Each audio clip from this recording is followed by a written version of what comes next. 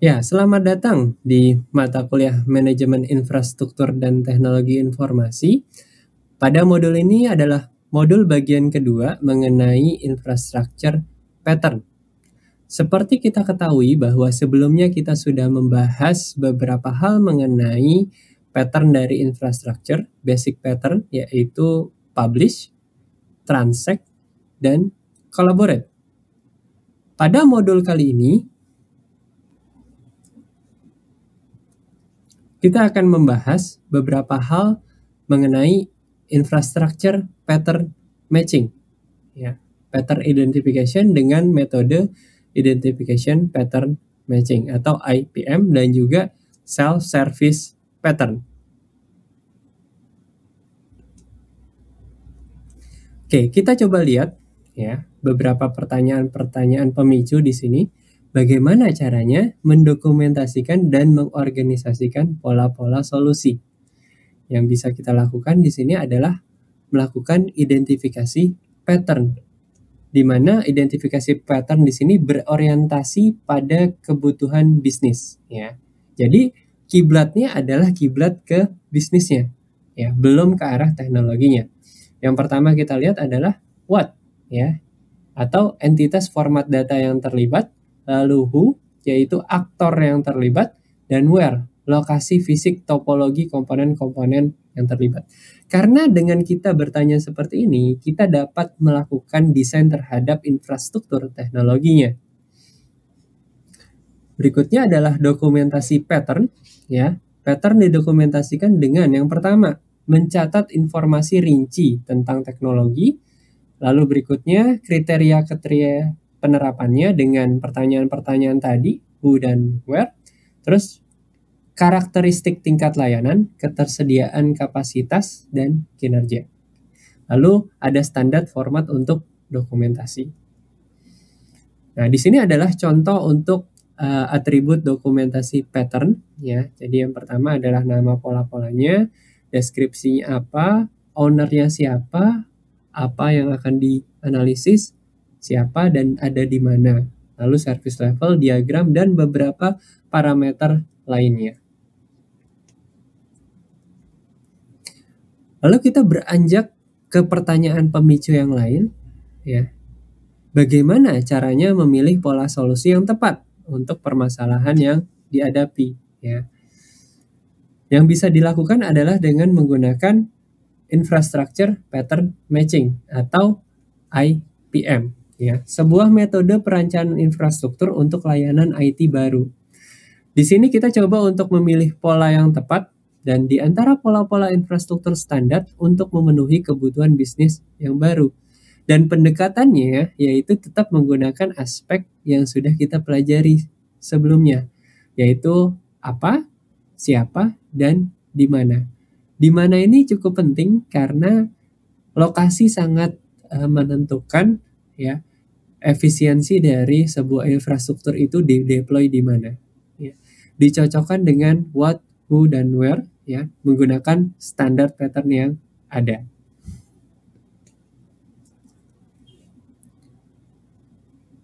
Ini adalah gambaran dokumentasi patternnya, ya. Dan ini IPM dapat diterapkan untuk memilih pattern maupun service, ya. What, kita definisikan di sini format data, ya. Lalu di sini juga ada how, proses yang terjadi, misalnya dia membaca, menulis, mengubah, mencari, mengirim, dan mengambil, ya. Yang dilakukan aplikasinya apa saja, kita harus mendefine. Lalu ada who, ya, karakteristik dan jumlah pengguna. Ini cukup penting karena untuk mengetahui dalam satu waktu berapa jumlah pengguna yang mengakses sistem tersebut. Lalu ada where, ya, lokasi fisik pengguna, ya, jarak elektronik dari sistem. Apakah itu adalah pengguna yang berada di dalam kantor dan mengakses server langsung di kantor tersebut, atau pengguna dari luar, atau memang ini pengguna di negara-negara yang lain, di mana kita harus memiliki perwakilan-perwakilan server di setiap negara. Ya, jadi kondisinya adalah di sini lokasi itu sangat berpengaruh terhadap bagaimana kita bisa merancang sistem kita. Ya. Jadi dengan bantuan dari beberapa teknologi yang sudah ada, ya beberapa teknologi yang biasa digunakan adalah CDN, ya. Biasa kita sebut Content Delivery Network, ya, untuk memfasilitasi spread area dari publish, ya, supaya akses ke server yang kita miliki itu bisa jauh lebih cepat, ya. Di sini kita bisa meningkatkan website load time, bisa mengurangi bandwidth, ya, lalu bisa meningkatkan availabilitas dari konten kita, dan kita bisa juga meningkatkan security dengan penggunaan Content Delivery Network atau CDN. Nah, di sini kalau kita lihat, ya, IPM, ya, Identification Pattern Matching dengan what dan why, ya, kita lihat di sini pattern-patternnya apa saja, ya. Yang pertama adalah misalnya publish, collaborate, transaction, ya. Publish di sini ada web publish, ada client server publish, ada stream publish, ya. Lalu di sini IPM primary, pattern matching primary, what-nya itu adalah apa saja yang dilakukan, ya, atau barangnya apa. Yang pertama adalah dokumen, lalu di sini melakukan recording, terus ada streaming juga. Lalu collaborate di sini misalnya collaborate-nya dokumen, lalu transaction-nya apa? Record, dan record. Lalu bagaimana caranya, ya? Apakah dia hanya membaca saja, ya? Di sini juga membaca saja dan ini membaca saja, di mana membaca itu adalah behavior dari publish, ya. Lalu di sini yang secondary-nya, how-nya di sini. Untuk yang collaborate di sini adalah read dan write, ya. Di sini juga read dan write sequentially. Lalu di sini structure collaborate, di sini read dan write sequentially. Lalu di sini transaction, ya, ada read dan write simultaneously. Lalu di two tier transact ada read dan write simultaneously juga. Three entire juga read dan write simultaneously, ya. Jadi di situ ada what dan how, ya. Di sini tertiary-nya ada yang misalnya koordinasinya manual, koordinasinya otomatis, ada yang monolitik, partitioning-nya di dalam host tersebut, ada partitioning-nya menggunakan 2 tier, ada juga partitioning-nya data dan representation 3 tier. Ya, artinya 3 tier ada front, web, dan DB server. Ya, jadi ini adalah bagaimana kita melakukan koordinasi atau partitioning. Lalu tahapan berikutnya adalah predictive cost modeling. Ya, kira-kira kita ingin menentukan estimasi biaya kinerja untuk setiap pilihan pola arsitektur beserta parameternya. Komponennya adalah yang pertama adalah cost driver, ya, di mana kebutuhan non fungsional yang memiliki dampak biaya, lalu cost driver untuk service level, ya. Karena kita tahu bahwa semakin tinggi service levelnya itu semakin tinggi biaya yang perlu dipersiapkan. Selain cost driver, yang perlu kita persiapkan adalah cost bucket, ya. Komponen-komponen arsitektur yang dibutuhkan seperti server, license, software, dan lain-lain. Nah, di sini kalau kita lihat cost driver layanan IT diperoleh melalui analisis. Yang pertama, kita coba lihat berapa jumlah user yang akan mengakses, berapa besar beban transaksinya, ya, potensi ancamannya seperti apa, dan toleransi terhadap gangguannya seperti apa. Karena kalau fault tolerannya tinggi atau fault tolerannya itu kita coba untuk buat sistem yang fault toleran, artinya biaya yang diperlukan juga cukup tinggi.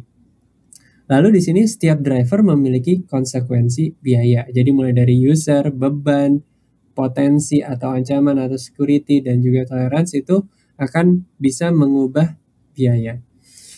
Nah, di sini predictive cost modeling pihak manajemen bisnis untuk terlibat dalam perancangan teknis infrastruktur, pilihan teknologi, dan juga melibatkan perencanaan infrastruktur dalam pengembangan solusi teknologi informasi.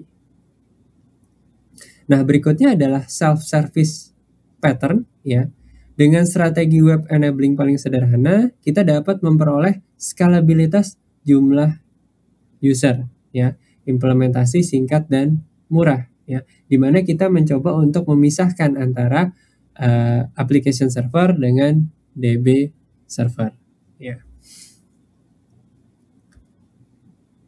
Kalau kita lihat yang berikutnya di sini, ya, ada aplikasi 1 dan aplikasi 2. Di sini ada web portal yang di sharing, ya. Di sini ada menggunakan satu loket, ya. Peningkatan kompleksitas sistem demi efisiensi layanan dan mengurangi total cost of ownership, ya. Jadi kalau kita lihat di sini ada yang sebelah depannya, ya, di mana ini klien mengakses ke layer application ini saja. Nah, ketika itu akan dibagi mau ke application 1 atau aplikasi 2, ya. Atau bagian yang ketiga, ya, di sini ada cukup lebih kompleks lagi, ya. Pola router dan converter untuk akses ke aplikasi-aplikasi perusahaan melalui berbagai jalur akses, ya. Jadi presentation 1 dan presentation 2 misalnya, presentation 1 itu menggunakan web, presentation 2 itu menggunakan chatbot misalnya, ya. Nah, di sini ada routernya, router tier, di sini ada backend application 1 dan backend application 2. Nah, di sini kalau kita menggunakan teknik sinkronus, application logic blocking request-nya, sedangkan asinkronus itu tidak melakukan blocking terhadap request-nya. Otomatis ketika tidak melakukan blocking terhadap request-nya, request tersebut atau resource tersebut, jaringan tersebut bisa kita gunakan, ya. Tapi ada kelemahan antara asinkronus dan sinkronus. Kalau sinkronus kan langsung selesai, sedangkan kalau asinkronus biasanya untuk aplikasi-aplikasi yang memiliki waktu proses yang cukup lama, supaya dia tidak melakukan blocking terhadap suatu infrastruktur. Ini adalah contoh self-service pattern yang keempat, ya, pola dekomposisi. Dekomposisi input menjadi beberapa transaksi backend dan hasilnya direkomendasi menjadi satu output, ya. Dan ini biasanya untuk benar-benar sesuatu yang cukup kompleks, ya, karena dia memerlukan backend yang cukup banyak, dikombin dari satu aplikasi dengan aplikasi yang lain. Ketika sudah selesai, hasilnya itu akan diberikan lagi kepada decomposition tier yang utama, lalu dibagi ke yang sudah melakukan request, ya. Jadi ini melakukan dekomposisi input menjadi beberapa transaksi. Jadi ini dibagi, dari sini dibagi, lalu masuk ke 1 dan masuk ke 2. Backend application ini akan memproses, lalu setelah selesai, hasil output dari masing-masing akan coba digabungkan dan dikembalikan kepada klien yang meminta. Ini adalah self-service pattern yang kelima, di mana pola agen, ya, di mana integrasi akses secara otomatis di belakang layar dengan tampilan dinamis sesuai dengan profil. Ya, di sini kita punya terlebih dahulu agent tier. Artinya ketika klien itu connect, dia udah tahu harus ditampilkan oleh apa saja, karena dia punya di sini data atau cache committed data, sehingga yang ditampilkan kepada si user itu adalah cache-nya yang sudah dimiliki oleh agent. Dan di sini application node yang memiliki komponen atau modified komponen, ya. Jadi pertama yang dilakukan adalah profilnya dulu. Setelah dia melakukan berbagai hal di backend application, itu juga akan dicatat ke dalam cache yang ada di agent tier. Gitu. Jadi itu bisa menambah waktu, ya, atau mempermudah akses dari klien.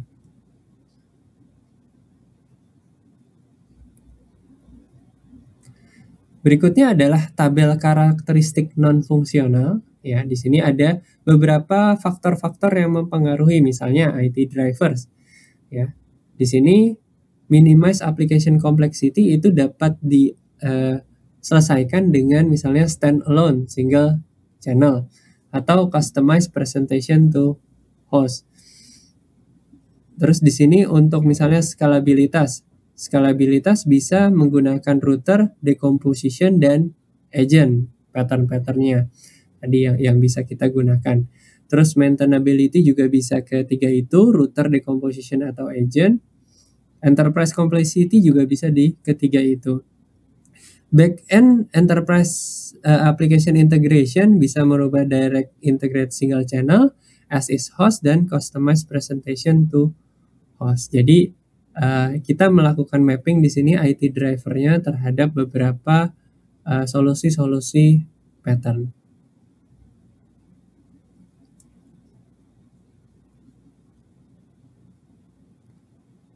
Ini bisnis driver yang lain ya, bisa kita lihat time to market misalnya. Kita mau cepat nih waktunya untuk bisa cepat di deploy ke dalam market, bisa standalone single channel, as is host, customize presentation to host. Terus beberapa support efektif cross selling dan mass customization itu bisa melakukan menggunakan agent ya paling bawah. Jadi dari business driver kita bisa petakan di sini. Ini adalah beberapa pola-pola solusinya, pola-pola solusi untuk patternnya. Ya. Dengan begitu kita bisa tahu ketika kita business drivernya apa, kita coba untuk mengimplementasi pattern yang sesuai dengan business driver tersebut. Misalnya integration across multiple delivery channels ya. Itu bisa menggunakan router, decomposition, dan agent. Terus di sini improve organizational efficiency ya, bisa decomposition, bisa agent, bisa directly single channel, bisa as is host, bisa customize presentation to host. Jadi banyak yang bisa kita derive dari business driver ya. Jadi di sini mungkin kita tidak secara langsung mendefinisikan infrastruktur yang sesuai dengan spek-spek tertentu, tapi kita derive dari business driver yang muncul ya, sehingga pola-pola solusi atau pola-pola infrastrukturnya bisa kita define. Nah, di sini untuk pola router bisa kita lihat ya topologi infrastrukturnya, mulai dari public key infrastructure di depan, lalu ada user di sini, ada DNS, di sini ada web server, ada application server, ada integration server, dan ada existing application dan data. Nah, baru di bawahnya di sini ada pola-pola router ya, presentation 1, ada presentation 2, di sini ada cache-nya, di sini ada backend application yang melayaninya. Dan untuk usernya dia memiliki yang namanya LDAP ya, atau location and directory. Di sana dia menyimpan kredensial dari user atau data-data dari user tersebut.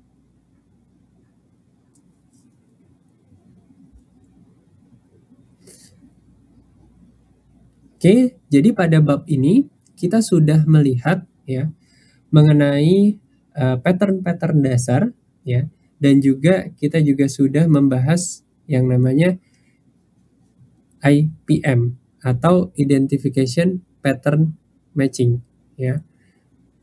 Di mana identification pattern matching ini menjadi salah satu mekanisme agar kita bisa mengelompokkan aplikasi-aplikasi yang kita miliki sehingga bisa secara efisien dibentuk pola-pola yang tepat untuk aplikasi yang kita miliki.